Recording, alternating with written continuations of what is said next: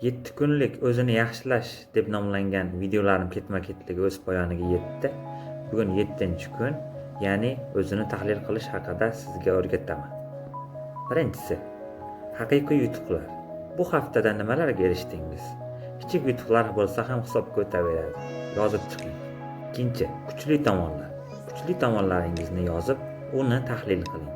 Qaysi sohalarda natijaga erishdingiz? 3. Takomillashtirish sohalari. Qaysi sohalarni o'rganishni yana takomillashtirish kerak? Bu sizning o'sish nuqtangiz. Kunlik odatlar. Har kuni bajaradigan 3-5 odatlaringizni belgilang va ularga rioya qilgan holda bajaring.